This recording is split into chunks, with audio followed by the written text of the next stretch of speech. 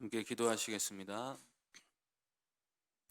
하나님 아버지, 오늘도 저희가 함께 모여 하나님 전에 나와 말씀 듣고 기도할 수 있게 하여 주시니 감사합니다.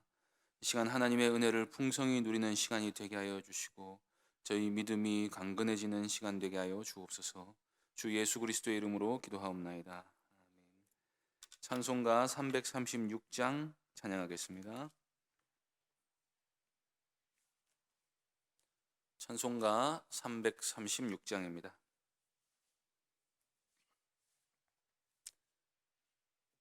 336장 찬양하겠습니다. 환난과 핍박 중에도 성도는 신앙 지켰네. 이 신앙 생각할 때에 기쁨이 충만하도다. 성도의 신앙 따라서 죽도록 충성하겠네. 옥중에 매인 성도나 양심은 자유 얻었네. 우리도 고난 받으면 죽어도 영광 되도다. 성도의 신앙 따라서 죽도록 충성하겠네. 성도의 신앙 본받아 원수도 사랑하겠네. 인자한 언어 행실로 이 신앙 전파하리라. 성도의 신앙 따라서 죽도록 충성하겠네. 아멘. 하나님 말씀 히브리서 10장 21절부터 25절까지 말씀입니다. 신약성경 364쪽 히브리서 10장 21절부터 25절까지 말씀입니다. 10장 21절부터 25절까지 한 절씩 교독하겠습니다. 또 하나님의 집 다스리는 큰 제사장이 계심에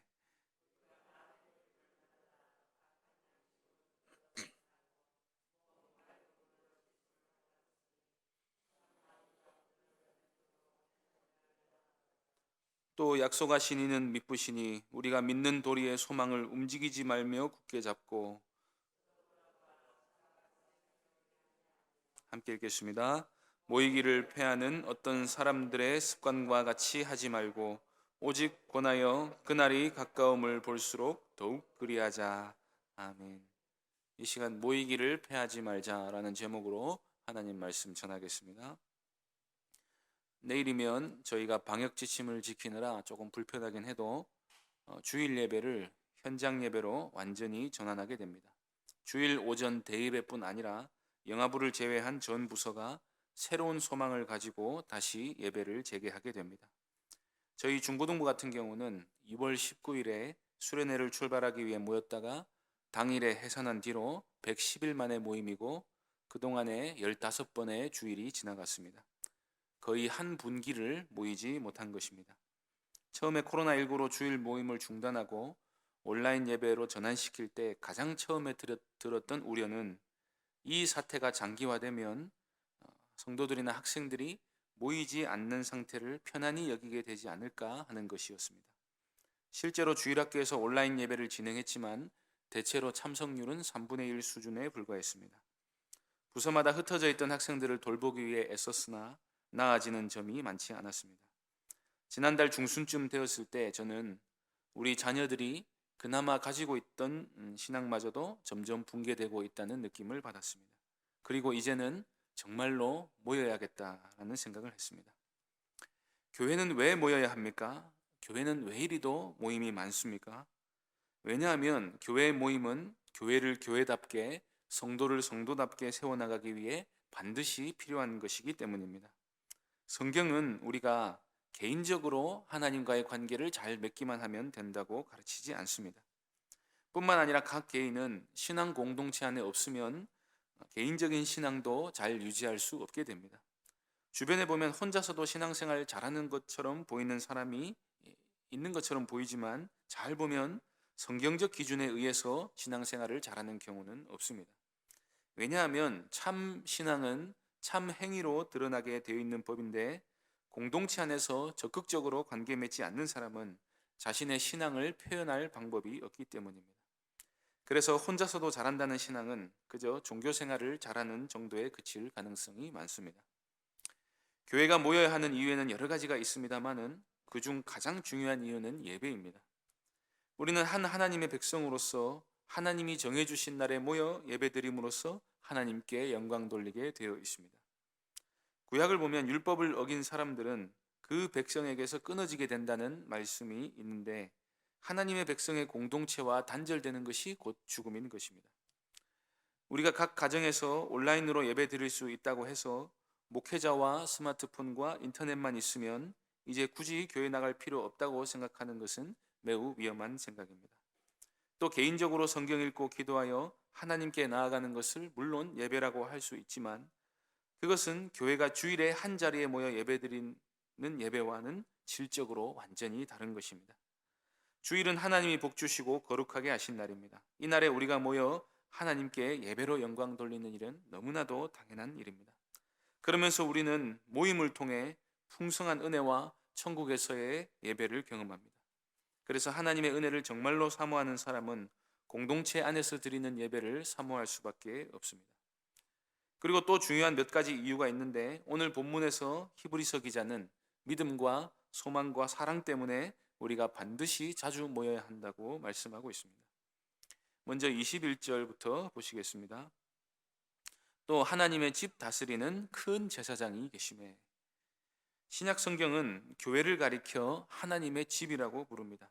교회, 즉 성도들의 모임은 거룩하신 하나님이 거하시는 성전입니다. 우리 개개인이 성전일 뿐 아니라 하나님의 백성들의 모임이 곧 성전입니다. 그래서 우리는 우리 신앙의 단위를 셀 때에 하나님과의 개인적인 관계만을 생각할 것이 아니라 하나님이 그의 백성들과 맺으시는 관계 안에 우리 각자가 있다는 생각을 먼저 해야 합니다. 우리는 하나님의 백성의 일원인 것입니다. 그런데 이 집을 다스리는 큰 제사장이 계십니다. 우리는 이분으로 말미암아 한 하나님의 백성이 되었고 그분 안에서 한 몸이 되었습니다.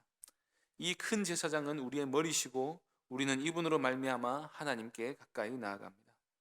온 교회가 모여 하나님께 예배드릴 때 혹은 그럴 수 없는 환경이 되어서 각 집안에서 온라인으로 예배드릴 때에도 우리는 하나님의 백성의 공동체 안에서 온 교회의 머리 대신 우리의 대제사장을 통해 하나님께 나아가게 되는 것입니다. 시간과 공간을 초월해서 신자는 그리스도 안에서 한 몸으로 연결되어 있다는 사실을 결코 잊어서는 안 됩니다. 22절에서 히브리서 기자는 이 큰 제사장으로 말미암아 우리가 새 언약의 약속을 받았으니 이로 말미암아 하나님께 함께 나아가자고 권하고 있습니다. 우리가 마음의 뿌림을 받아 악한 양심으로부터 벗어나고 몸은 맑은 물로 씻음을 받았으니 참 마음과 온전한 믿음으로 하나님께 나아가자. 여기서 마음의 뿌림을 받았다는 말은 예수 그리스도의 피 뿌림을 우리가 받았다는 말입니다. 예수님의 피로 우리가 눈보다 더 희게 씻겨졌다 하는 표현이 찬송에 자주 나오는데 물리적으로는 피가 사물을 깨끗하게 할 수 없습니다. 그래서 구약의 성무들과 제단에는 피 자국이 항상 보였을 것입니다.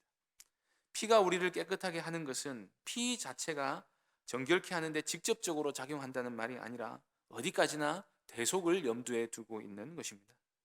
죄로 인해 더러워진 우리의 죄가 우리가 누군가의 희생으로 우리의 죄가 처리가 되었으니 우리는 그의 피로 씻김을 받게 된 것입니다.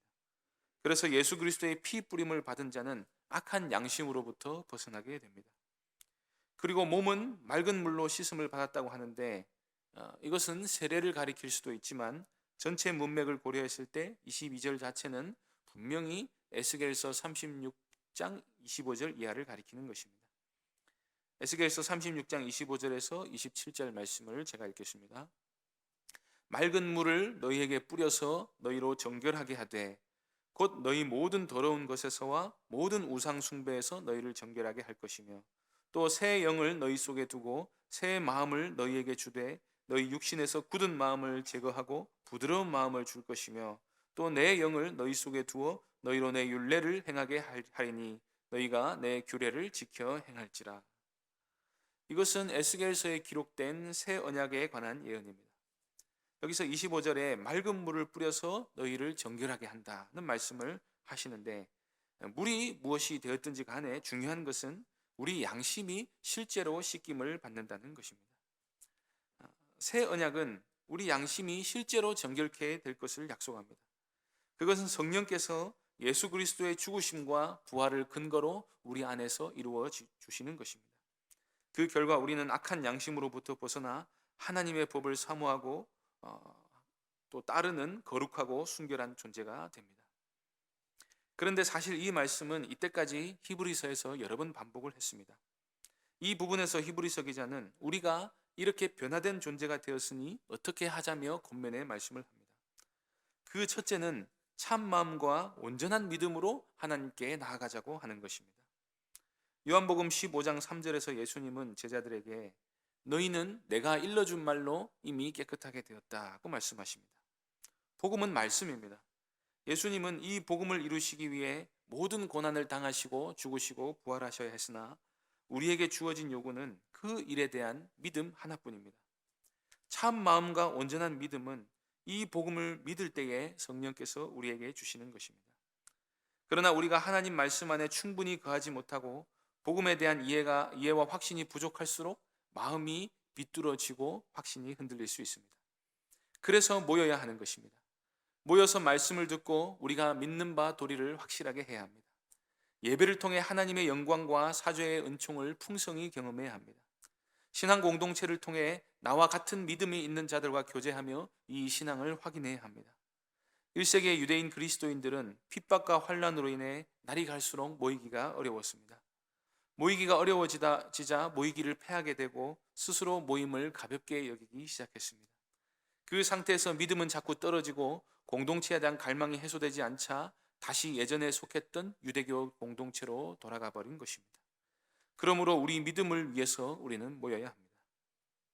또한 히브리서 기자는 우리의 소망을 굳게 잡아야 한다고 말씀합니다. 23절입니다. 또 약속하신 이는 미쁘시니 우리가 믿는 도리의 소망을 움직이지 말며 굳게 잡고. 초대교회 공동체는 모였을 때에 서로의 신앙을 고백하고 확인하는 일을 반복했습니다. 마라나타, 우리 주님이 곧 오십니다. 그러면서 그들의 소망은 점점 더 굳건해져 갔습니다. 왜냐하면 박해하는 세력이 너무나 많았기 때문에 소망이 흔들리면 믿음을 유지할 수 없었기 때문입니다. 우리가 확실한 무언가를 믿었다면 끊임없이 우리가 받을 소망을 묵상하고 서로 확인하면서 그것을 굳게 잡고 흔들리지 않게 해야 합니다.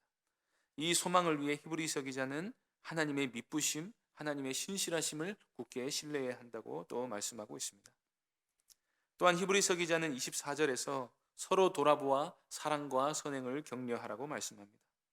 사랑과 선행을 격려하고 사랑을 격려하고 선행을 격려하려면 일단 모여야 합니다. 아마 히브리서 기자는 너희가 부지런히 모여서 사랑으로 서로를 돌보고 선행을 하도록 격려하고 끊임없이 자극했더라면 이런 사단은 나지 않을 거라고 말씀하는 듯합니다. 초대 예루살렘 교회의 가장 어려운 문제는 가난이었습니다.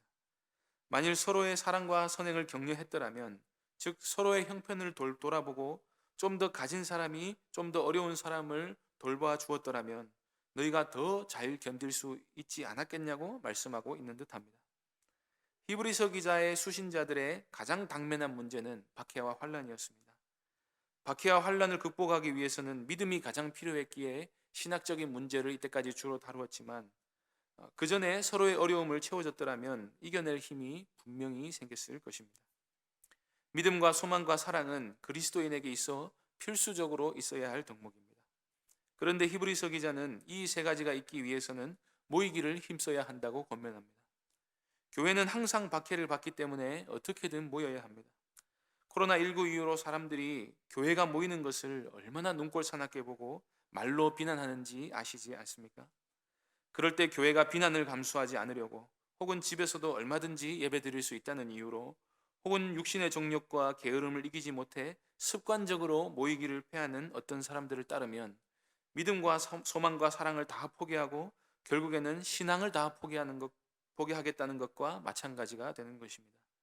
그렇게 모이기를 패하는 어떤 사람들의 습관과 같이 하지 말고 오직 권하여 그날이 가까움을 볼수록 더욱 그리해야 하는 것입니다.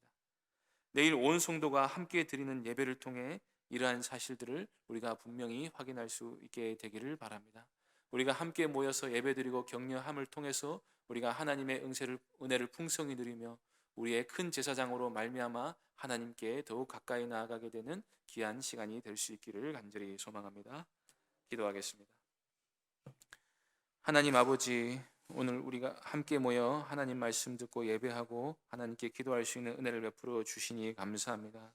이로 말미암아 우리가 한 큰 제사장 우리 주 예수 그리스도 안에서 하나님께 나아간다는 사실을 날마다 기억하게 하여 주시고, 이 시간 믿음과 소망과 사랑을 더욱 새롭게 함으로 말미암아서 우리의 신앙이 더욱 굳건해지고 우리 교회가 더욱 하나가 되고 하나님의 은혜를 풍성히 누리는 귀한 공동체가 되게 하여 주옵소서. 주 예수 그리스도의 이름으로 기도하옵나이다. 아멘.